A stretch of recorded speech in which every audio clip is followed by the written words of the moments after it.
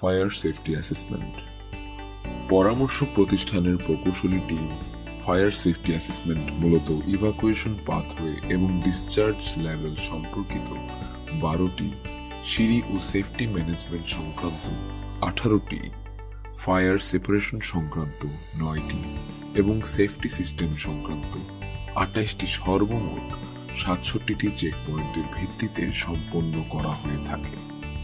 BNBC 2020 অনুযায়ী কারখানা ভবনের ফায়ার সেফটি সংক্রান্ত বিষয়াবলী যেমন ইভাকুয়েশন পাথওয়ের প্রস্থ ঠিক আছে কিনা, ইভাকুয়েশন রুটে কোনো অবস্টাকেল আছে কিনা, কারখানার শ্রমিক সংখ্যা অনুযায়ী বের হওয়ার দরজার প্রস্থ ঠিক আছে কিনা চেক করা হয়। এছাড়াও শ্রমিক সংখ্যা অনুযায়ী সিঁড়ির সংখ্যা, সিঁড়ির প্রস্থ ঠিক আছে কিনা এবং যেসব সিঁড়ির ফায়ার সেপারেশন প্রয়োজন সেখানে ফায়ার ডোর লাগানো আছে কিনা সরেজমিনে চেক করা হয়। কারখানা ভবনের প্রোডাকশন ফ্লোরের সহিত উচ্চ ঝুঁকিপূর্ণ boiler room, generator room, substation ও কেমিক্যাল রুমের ফায়ার সেপারেশন নিশ্চিত করা হয়েছে কিনা এবং প্রোডাকশন ফ্লোরের সহিত স্টোরের ফায়ার সেপারেশন করা হয়েছে কিনা তা চেক করা হয়। এছাড়া কারখানা ভবনের সিঁড়িতে ও ফ্লোরে ইমার্জেন্সি লাইটিং এর ব্যবস্থা আছে কিনা এবং কারখানা ভবনের অটোমেটিক ফায়ার অ্যালার্ম ও ডিটেকশন সিস্টেম ইনস্টল করা হয়েছে কিনা, থাকলে সেগুলোর সঠিক ডিজাইন ড্রয়িং আছে কিনা এবং ডিটেক্টর ও অন্যান্য ডিভাইস সঠিক সংখ্যা লাগানো আছে কিনা তা চেক করা হয়।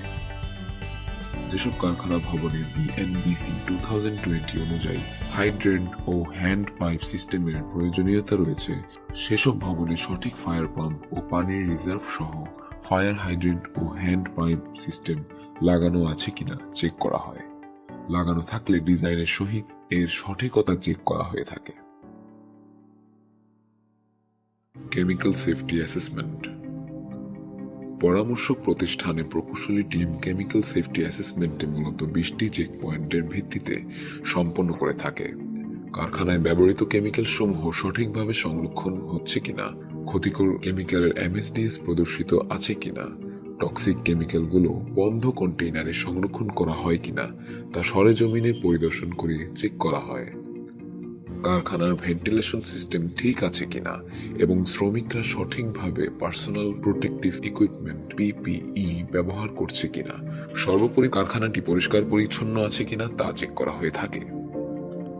একটি কারখানার কাঠামোগত অগ্নি ও বৈদ্যুতিক রিস্ক অ্যাসেসমেন্টের মাধ্যমে কারখানা দুর্ঘটনা রোধে একটি গুরুত্বপূর্ণ পদক্ষেপ যা বাংলাদেশ সরকার নিজস্ব অর্থায়নে করছে। উক্ত অ্যাসেসমেন্ট রিপোর্টের নির্দেশনা মোতাবেক কারখানাগুলো সংস্কার কাজ সম্পন্ন করলে কারখানাগুলো অনেকাংশে দুর্ঘটনা এড়াতে সক্ষম হবে।